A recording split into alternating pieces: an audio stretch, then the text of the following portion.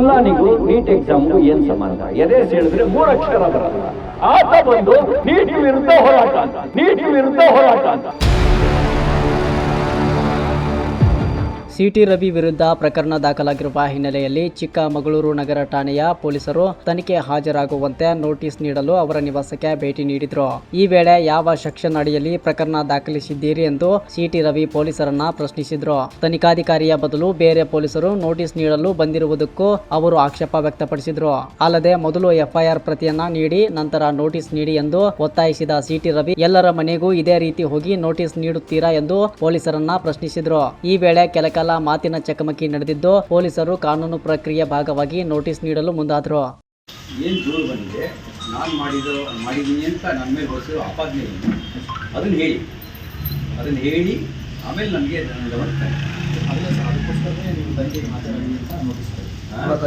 ತನಿಖಾಧಿಕಾರಿ ಕೊಡಬೇಕಲ್ಲ, ನೀವು ಕೊಡೋದು ನನಗೆ ಮೆಮೊ ಕೊಡಿ ಸರ್. ಅವ್ರಿಗೆ ಪವರ್ ಉಂಟು, ನನಗೆ ಮೆಮೊ ಕೊಡೋದು. ತನಿಖಾಧಿಕಾರಿಗಳಿಗೆ ಹೇಳಿ ಈ ಥರದ ಕೇಸ್ಗಳಲ್ಲಿ ಪೂರ್ವಾಪರ ಪರಿಶೀಲನೆಯ ನಂತರನೇ FIR ದಾಖಲಿಸಬೇಕು ಅಂತ ಅಧಿಕಾರಿ ನೋಟಿಸ್ ಜಾರಿ ಮಾಡಿ ಅಂತ ಕಳಿಸಿದ್ದಾರೆ ಅಷ್ಟೇ ಸರ್. ನಾನು ಜಾರಿ ಮಾಡಿದ್ರೆ ಅವರು ತಗೊಂಡು ತನಿಖೆ ಮಾಡ್ಬೋದು. ಬನ್ನಿ, ಯಾವುದೋ ನೋಟಿಸ್ ಯಾರಿಗೆ ಹೇಳಿ. ನೀವೀಗ ಜನಸಾಮಾನ್ಯರಿಗೂ ಇದೇ ರೀತಿ ನಡ್ಕೋಬೇಕು.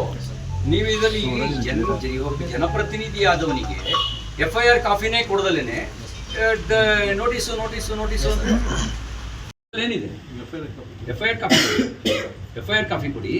ಅದ್ರ ಜೊತೆಗೆ ಯಾರು ಕಂಪ್ಲೇನೆಂಟ್, ಯಾರು ಆ ಕಂಪ್ಲೇಂಟ್ ದೂರಿನ ಪ್ರಕರಣ ಏನಿದೆ, ಅದು ಯಾವ ಅನ್ವಯದಲ್ಲಿ ನೀವು ಏನು ಕೇಸ್ ಹಾಕಿದ್ದೀರಿ ಅದನ್ನು ಸ್ಪಷ್ಟಪಡಿಸಿ. ಅಲ್ಲಿ FIR ಕಾಪಿ ಕೊಡ್ರಿ. FIR ಕಾಪಿ ಕೊಟ್ಟು ಸರ್ಟಿಫೈಡ್ FIR ಕಾಪಿ ಕೊಡಿ. ನೀವು ಫಸ್ಟ್ ಪೊಲೀಸ್ ಮ್ಯಾನ್ಯುವಲ್ ನೋಡ್ಕೊಳ್ಳಿ. ಪೊಲೀಸ್ ಮ್ಯಾನ್ಯುವಲ್ ನೋಡ್ಕೊಂಡು ನಿಮ್ಗೇನು FIR ಕಾಪಿ ಕೊಟ್ಟು ಏನಿದೆ ಆಮೇಲೆ ಮಾಡಿ. ಬಂದು ಕಂಪ್ಲೇಂಟ್ ಕೊಟ್ಟರೆ ನೀವು ಇದೇ ರೀತಿ ತನಿಖೆ ಮಾಡ್ತೀರಾ? ಏನು ಮಾತಾಡಿದ್ದಾರೆ ಅನ್ನೋಂಥದ್ದು ವಿಡಿಯೋ ಚೆಕ್ ಮಾಡಲ್ವಾ ನೀವು?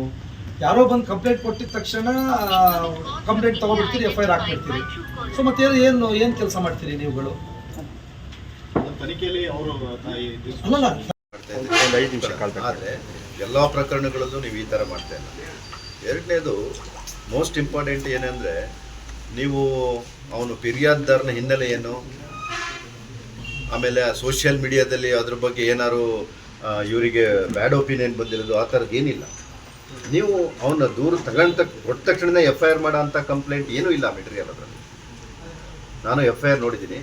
ಆ ಕಂಪ್ಲೇಂಟಲ್ಲಿ ಇರ್ತಕ್ಕಂಥ ಮೆಟೀರಿಯಲ್ಲು FIR ಮಾಡೋ ಅಂಥದ್ದೇ ಅಲ್ಲ ಅದು.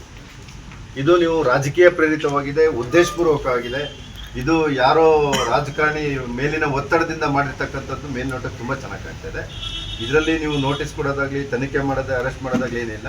ನಾವು ಜಾಮೀನು ತಗೊಂಡೆ ನಾವು ಬಂದು ತನಿಖೆಗೆ ಹಾಜರಾಗ್ತೀವಿ. ಏನು ಇವತ್ತೇ ಮಾಡಬೇಕು ಅನ್ನೋದು ಏನಿದೆ ಬಿಡಿ, ಬರ್ತೀವಿ ನಾವು, ನಾಳೆ ನಾಡ್ದಲ್ಲಿ ಬರ್ತೀವಿ. ನಮ್ಗೆ ಟೈಮ್ ಕೊಡಿ, ಕಾಲಾವಕಾಶ ಕೊಡಿ.